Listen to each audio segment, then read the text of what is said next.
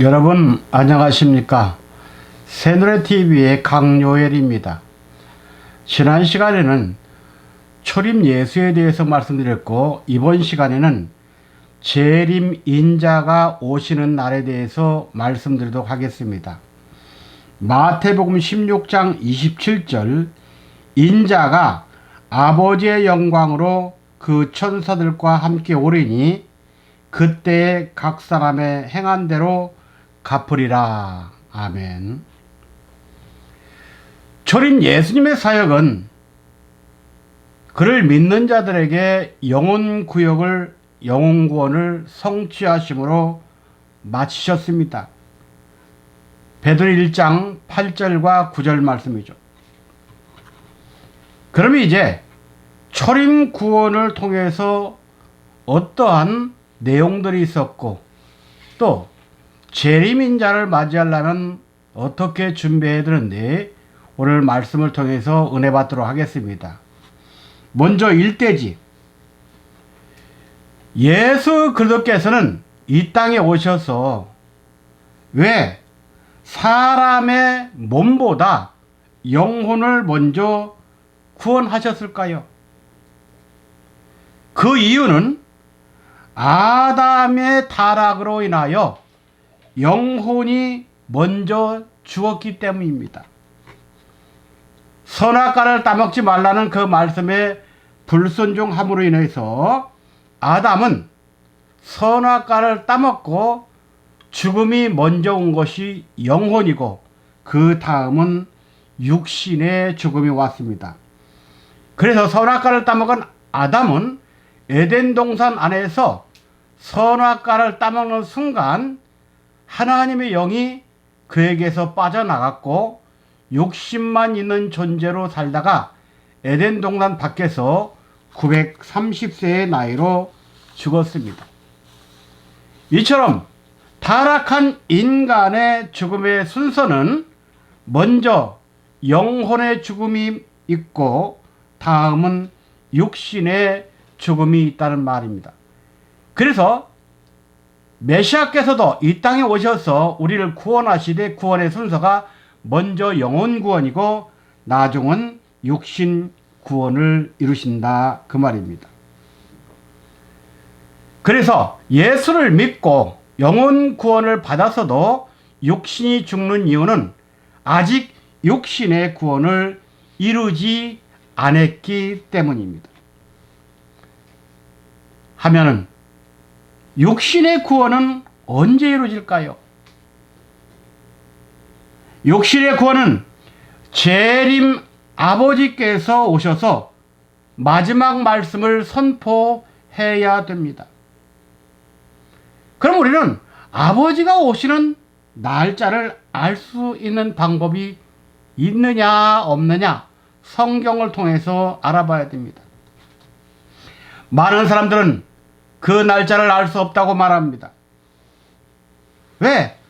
그 날짜는 아버지만 아시기 때문이라 이렇게 결론 짓습니다.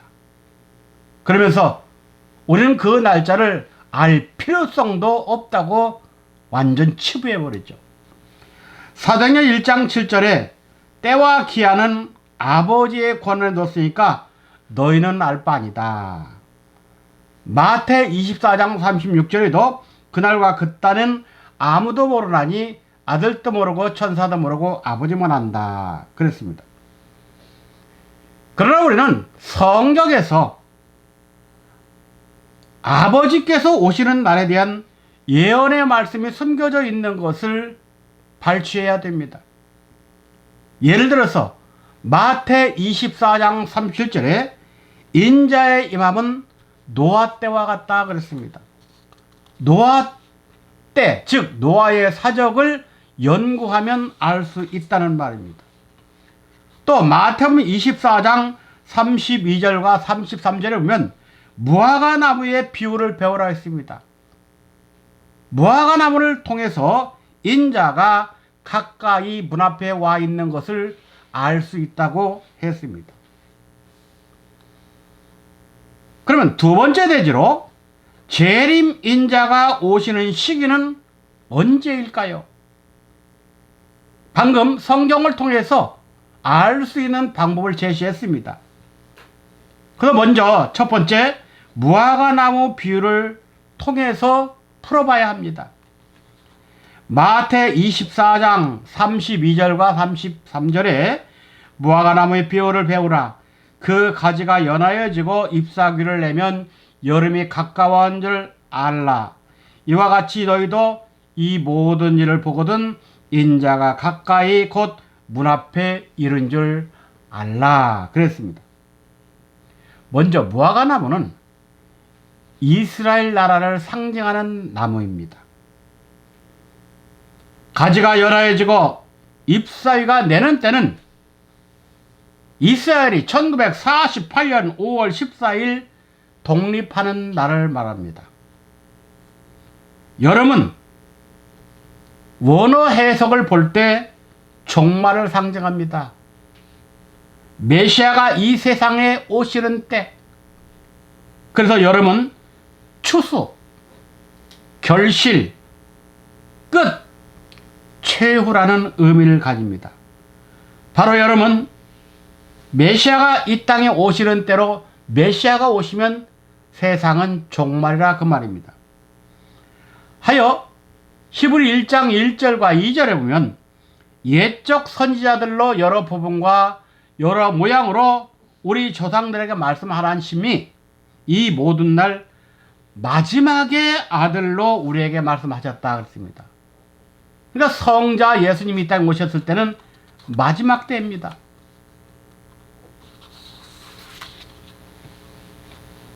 또한 인자가 가까이 문 앞에 이른 줄 알라 그랬습니다. 문 앞은 입구라는 뜻입니다. 입구, 즉 문 앞은 종말적 의미를 가진 단어입니다. 해서 야고보 5장 9절에 보면 형제들아 서로 원망하지 말라. 그리하여야 심판을 면하라. 보라 심판자가 문 밖에 서 계시니라.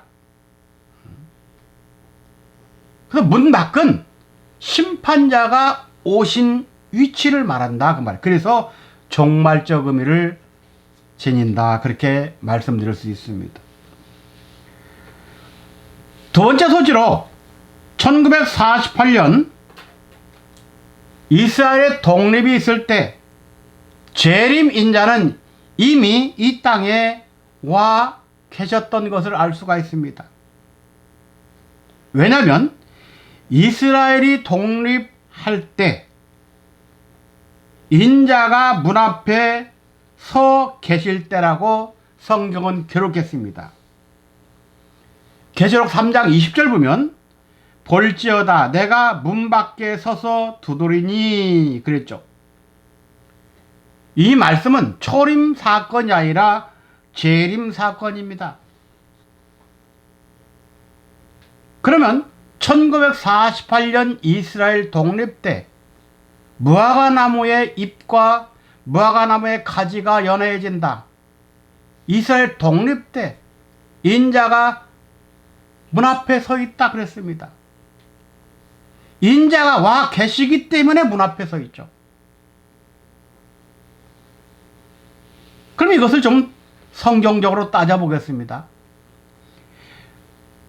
구약 때 하나님의 성전에서 사역하는 레위 지파의 제사장은 크게 두 종류가 있습니다. 일반 제사장은 20살 때부터 사역에 참여했습니다. 이 말씀이 역대상 23장 24절부터 27절에 있고 대제사장은 30세부터 사역을 시작합니다. 이 말씀은 민수기 4장 3절 23절 역대상 23장 4절에 나옵니다. 그렇다면 이스라엘 독립이 1948년이니까 일반 제사장의 위치에 20살을 거기에서 관계하면 1928년생이 됩니다.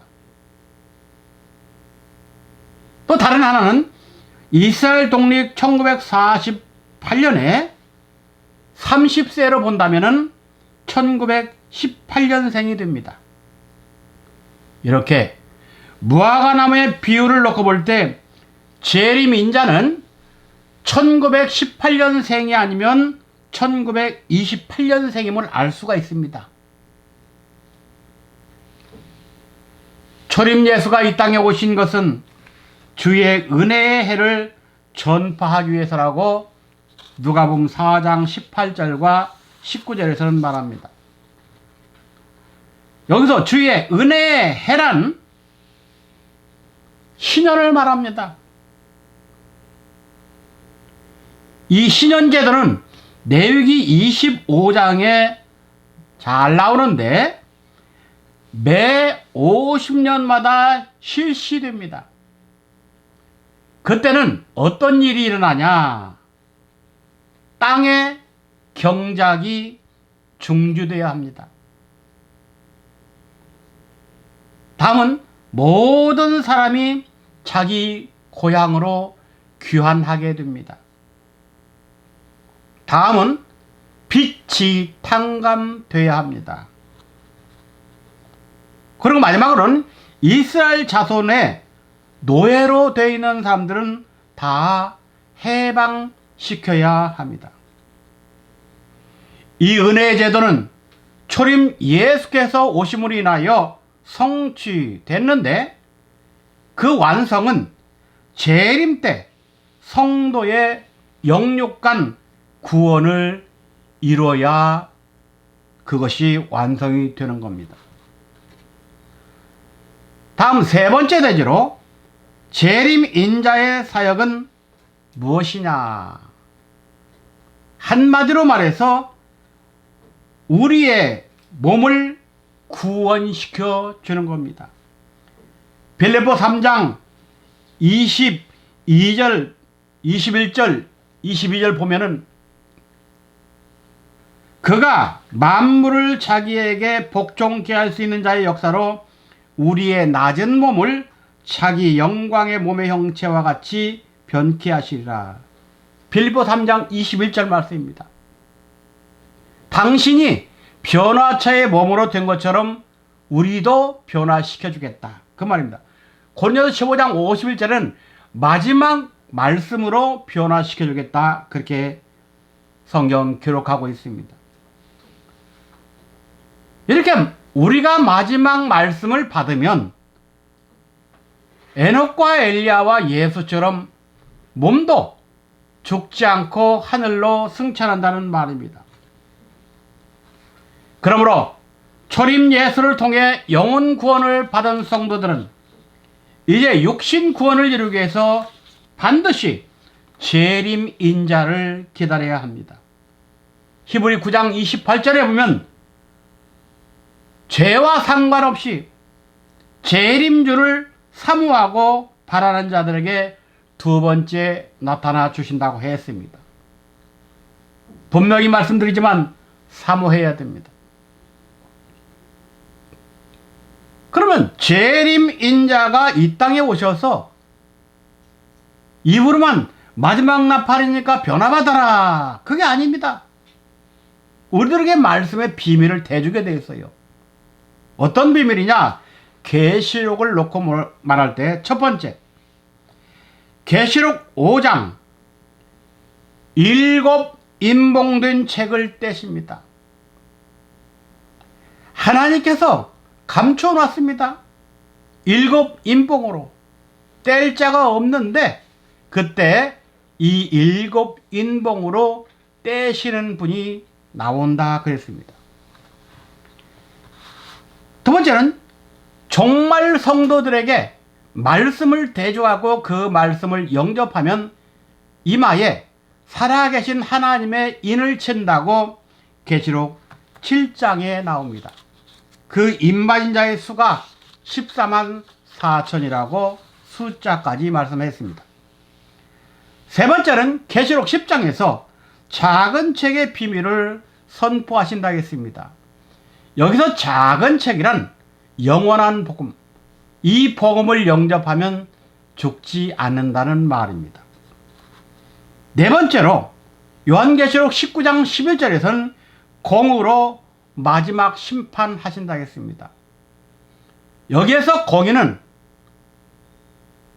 십계명을 말합니다.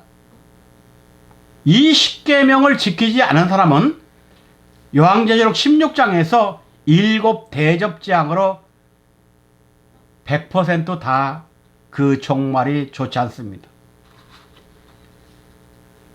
다음 네 번째 대지, 재림 인자가 오시는 족보가 무엇이냐?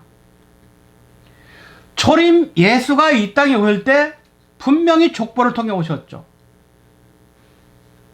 재림도 인자라는 단어를 썼기 때문에 사람의 모습으로 옵니다. 사람의 모습으로 오려면 족보가 있어야죠. 이 족보를 한번 살펴보겠습니다. 먼저 인자가 가지는 의미가 뭐냐? 예수님이 당신이 이 땅에 계실 때 인자라고 했습니다. 예수님이 다시 이 땅에 재림하실 때 인자라는 표현을 썼습니다. 그럼 인자가 무엇이냐? 인자는 죄악된 인간을 구원하기 위하여 하나님께서 세워 죄인들을 회복시킬 수 있는 능력이 있는 사람을 말합니다. 여기에 대하여 예수님은 인자는 아버지 하나님의 인치신 자라, 이렇게 요한복음 6장 27절에서 말했습니다. 여기에서 인치신 자는 그 원어의 뜻이 받았다는 말입니다. 내가 받았다, 그 말이에요. 이것은 아버지께로부터 정권을 부여받았다는 말입니다. 그래서 예수님은 요한복음 10장 3절에서 아버지와 나는 하나다, 이 하나다를 다른 말로 표현하면 아버지와 나는 같다라는 말로 설명이 됩니다. 두 번째 소지, 초림 예수의 족보와 재림 인자의 족보는 다릅니다. 초림 예수, 이 예수님의 족보는 창세기 11장을 근거로 볼 때 셈의 후예 중 에벨을 통해 낳은 두 아들 장자 벨렉의 계열을 통해서 오신 족보입니다. 그게 바로 마태복음 1장 족보죠.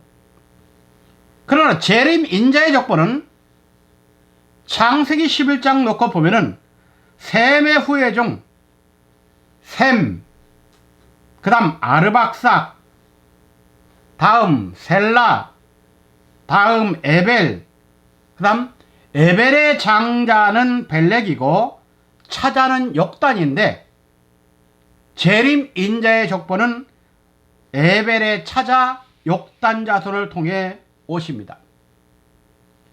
해서 창세기 10장 25절부터 3절에는 바로 역단 자손, 즉 역단의 아들들이 13명 나옵니다. 그 중에서 우리가 눈여겨볼 자손은 디글라입니다. 13명 가운데 중앙에 있는, 중간에 있는 자 디글라. 디글라의 뜻은 종려나무입니다. 종려나무는 최후 승리자의 손에 들려지는 나무 가지죠. 종려나무는 마지막 하늘 성전을 예표하는 에스겔 성전 안에 그 나무의 잎사귀는 물론 열매까지 그려져 있죠. 그러니까 우리는 여기에서 디글라에 대해서 연구해 봐야 되겠죠. 그리고 역단과 그 후손들의 최종 장소는 메사와 스바를 거쳐 동편산으로 갔다고 했습니다. 메사와 바사, 스바는 셈족 전체의 거주지로 수리아 지역과 메소포타미아 지역을 통과했다고 해서 마지막으로 동편산으로 갔습니다. 여기에서 동편산은 히브리 원어를 볼 때 동방의 산악지대라 그렇게 나옵니다.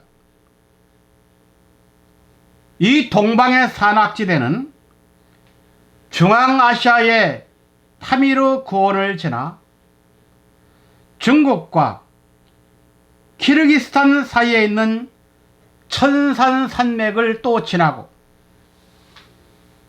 마지막으로는 러시아의 서시베리아에 있는 우랄 알타이 산맥까지도 넘었다는 말입니다.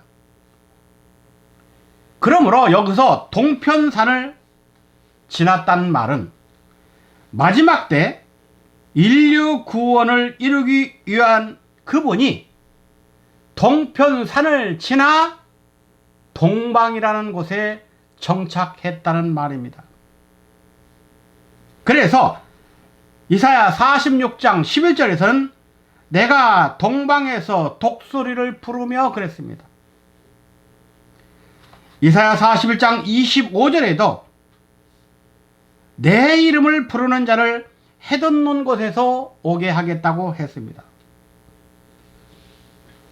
자, 이처럼 우리는 초림인자와 재림인자의 오시는 내용을 살펴봤고 그 사역도 살펴봤습니다. 결론적으로 말씀드리면 초림과 재림의 족보도 틀리지만 사역도 다릅니다. 초림 주님은 죄인을 위해 피를 흘려서 우리의 죄사함을 이뤘습니다. 죄의 흐름은 피의 유전을 통해서 나타나기 때문에 초림 예수는 이 땅에 오셔서 인류의 죄사함을 위해 대속의 죽음을 맞이해야 했습니다. 그러나 마지막 때 오시는 분은 피를 흘리지 않습니다. 왜? 초림 예수가 흘렸기 때문에 재림 주님은 피 흘림이 아닌 말씀으로 죄를 사해 주시고 말씀으로 우리의 몸을 구원시켜서 말씀으로 우리를 영육간 변화시켜 주시는 분이기 때문입니다. 예수님도 마태 9장 6절에 인자가 세상에서 죄사하는 권세가 있는 줄 모르느냐 하면서 중풍병자에게 일어나 내 침상을 가지고 집으로 가라, 이렇게 말씀으로 병을 고쳐주시고 말씀으로 죄사한 것을 알 수가 있습니다. 마지막 말씀으로 영육간 죽지 않는 영생과 변화를 우리에게 이루게 하시는 분의 이름은 멜기세덱입니다. 히브리 7장 1절부터 3절에 보면 그분은 족보가 없습니다. 이건 영적 내용이죠. 그분은 마지막 때 우리를 위하여 하늘로 예수께서 성천하실 때 멜기세덱 반차를 쫓아서 가셨다 했기 때문에 하늘에서 다시 오실 때는 멜기세덱 대제사장으로 오셔서 우리도 죽음이 없는 세계로 인도해 주신다는 말입니다. 예수님께서 초림을 통해서 고난의 주 이사야 53장이 성취됐다면 마지막 재림 인자는 이사야 9장으로 마지막 성취와 완성을 이룰 겁니다. 그분의 이름은 전능하신 하나님이요 영존의 아버지요 평강의 왕 멜기세덱이라고 일컬어집니다. 이 하나님이 바로 실체가 되시고 이분의 말씀이 바로 본체가 되십니다. 그러므로 우리는 실체 하나님과 본체 말씀을 모신 자가 되어서 2021년 성탄절보다 더 좋고 더 나은 성탄을 맞이하는 종말 성도들이 되시기를 주의 이름으로 축원함을 드립니다. 감사합니다.